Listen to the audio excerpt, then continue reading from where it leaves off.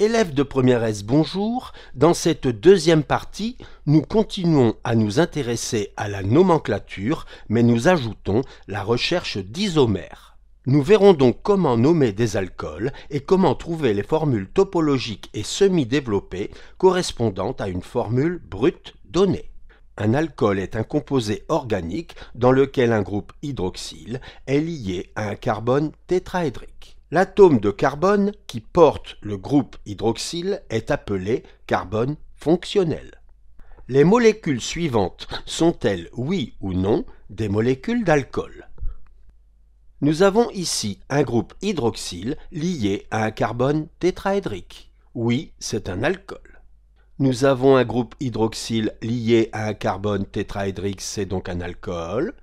Ici, nous n'avons pas de groupe hydroxyle, donc ce n'est pas un alcool. Ici, nous avons effectivement le groupe hydroxyle lié à un carbone tétraédrique, c'est un alcool. Dans cette molécule, il y a bien le groupe hydroxyle, mais il n'est pas lié à un carbone tétraédrique. Cette molécule n'est pas la molécule d'un alcool.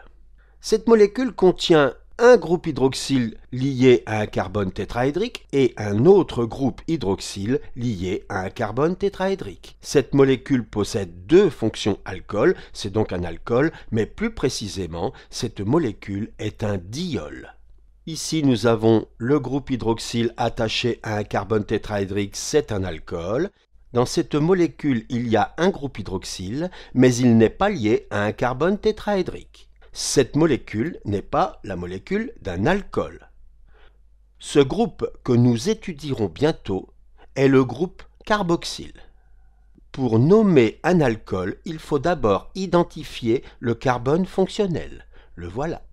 Puis, repérer la chaîne la plus longue contenant le carbone fonctionnel. La voilà, en vert.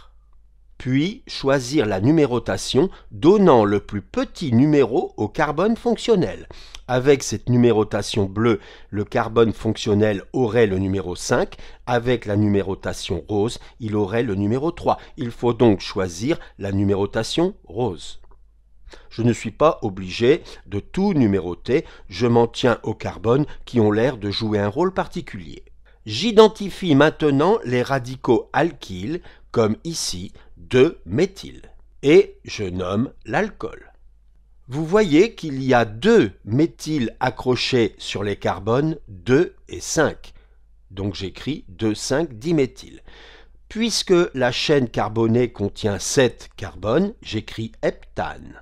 Puisque le groupe hydroxyle est attaché sur le carbone numéro 3, j'écris 3-ol. Voilà le nom de l'alcool, 2,5-diméthylheptane 3-ol. Voyons maintenant si nous pouvons écrire la formule semi-développée du 2,5-diméthylheptane 3-ol. Commençons par enlever ce qui ne nous sert plus. Faisons de la place. Voilà. Et utilisons le nom pour retrouver la formule semi-développée. Heptane, c'est-à-dire 7 carbones, 1, 2, 3, 4, 5, 6, 7, qui sont donc liés entre eux. 2, 5, diméthyle, 3, ol. Il ne me reste plus qu'à ajouter les atomes d'hydrogène en faisant bien attention de respecter la tétravalence du carbone.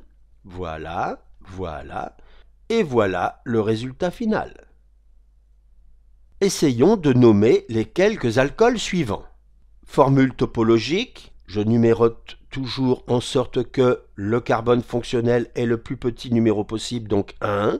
Je reconnais le groupe hydroxyle et je compte le nombre de carbones, 2, 3, 4, 5, il s'agit du pentane 1-ol. Ici, le carbone fonctionnel porte le numéro 2, je reconnais bien le groupe hydroxyle, le nom est, puisqu'il y a 4 carbones, butane, puisqu'il y a un groupe hydroxyle sur le carbone 2, 2-ol, butane 2-ol.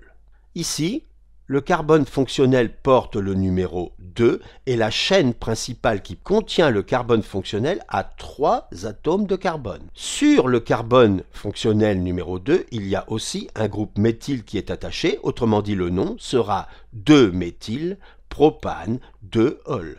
Attention, un peu plus compliqué, nous numérotons la chaîne en sorte que le carbone fonctionnel est le plus petit numéro, 2. Nous repérons sur le carbone 2, un méthyle, et sur le 5, un méthyle, et un éthyle sur le 4. Le nom sera donc 4-éthyle, 2,5-diméthyle, hexane, puisqu'il y a 6 carbones, 2-ol. Ici, le carbone fonctionnel porte le numéro 2 et il y a un méthyle sur le carbone numéro 3. Le nom sera donc 3-méthyle et comme il y a 4 carbones, butane 2-ol. Ici, la chaîne carbonée la plus longue contenant le carbone fonctionnel a 5 carbones. Le groupe hydroxyle est lié au carbone numéro 2 et nous avons 2 méthyles, un sur le 2 et un sur le 3. Autrement dit, 2,3-diméthyle, pentane puisqu'il y a 5 carbones sur la chaîne principale, 2-ol. Ici, nous avons sur chacun des carbones 1 et 2 un groupe hydroxyle. Le nom sera donc, puisque la chaîne carbonée contient 2 carbones, éthane 1,2-diol. L'éthane 1,2-diol est plus connu sous le nom d'antigel. Ici, les 3 carbones de la chaîne principale portent chacun un groupe hydroxyle. Il s'agit donc du propane 1,2,3-triol.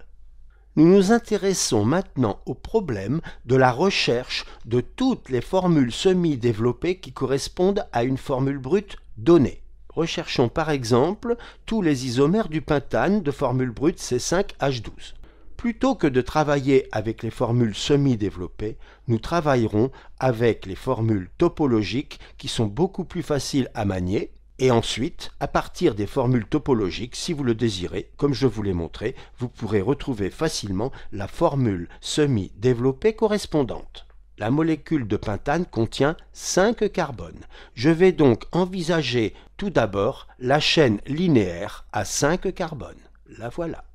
Il n'y a pas d'autre possibilité pour une chaîne à 5 carbones. Autrement dit, je m'intéresse maintenant à une chaîne principale à 4 carbones, voilà, sur laquelle je vais venir accrocher un groupe méthyle pour avoir mon 5e carbone.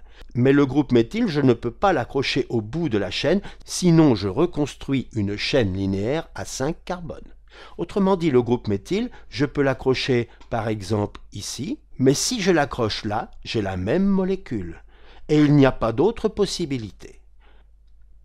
Je vais donc maintenant m'intéresser à une chaîne principale à 3 carbones. La voici. Je dois donc ajouter 2 carbones. Bien entendu, je ne peux pas ajouter les carbones en bout de chaîne, pour la raison qu'on vient d'évoquer précédemment, et donc je suis obligé d'accrocher les nouveaux carbones sur le carbone du milieu. Je pense accrocher par exemple le groupe éthyle. Voilà. Je vois que je ne peux pas faire ça parce que maintenant j'ai reconstruit une chaîne principale à 4 carbones. 1, 2, 3, 4. Autrement dit, j'ai reconstruit cette molécule. Je reviens donc en arrière. La seule possibilité est d'accrocher 2 groupes méthyles sur le carbone central. Et donc, voilà la réponse. Je vais la symétriser. Voilà. Maintenant, il n'y a pas d'autre possibilité avec une chaîne à 3 carbones. Je vais donc envisager la chaîne à 2 carbones. La voilà. Oui, mais là, je vois bien que je suis obligé d'accrocher les nouveaux carbones en bout de chaîne et ceci n'est pas possible car si je le fais, je vais me retrouver avec une chaîne à 3 carbones, ce que j'ai déjà vu. Il n'y a donc que 3 isomères du pentane. Les voilà. Qui sont le N-pentane, le méthylbutane et le diméthylpropane. On ne précise pas le numéro des carbones car il n'y a pas d'autre possibilité. Il existe donc 3 isomères du pentane. Recherchons maintenant tous les alcools isomères du butanol de formule brute C4H10O. Dans un premier temps, je vais envisager la chaîne linéaire à 4 carbones, comme ceci. Et je vais envisager d'accrocher mon groupe hydroxyle en bout de chaîne. Ici, par exemple, si je le mets à l'autre bout, j'obtiens la même molécule. Je peux maintenant envisager d'accrocher le groupe hydroxyle sur un des carbones à l'intérieur de la chaîne, comme ceci. Si j'accroche le groupe hydroxyle ici, c'est la même molécule. Autrement dit, je n'ai pas d'autre possibilité pour accrocher le groupe hydroxyle que ces deux possibilités sur une chaîne à 4 carbones. Je vais donc maintenant envisager une chaîne à 3 carbones avec une ramification, comme ceci. Si j'accroche le groupe OH ici, ou là, c'est la même chose. Mais il reste une possibilité, celle d'accrocher le groupe hydroxyle sur ce carbone. Je symétrise, il n'y a pas d'autre possibilité. Bien entendu, ce n'est pas la peine d'envisager une chaîne maintenant à 2 carbones puisqu'on serait obligé de la rallonger comme on l'a vu précédemment. Donc, j'ai épuisé toutes les possibilités.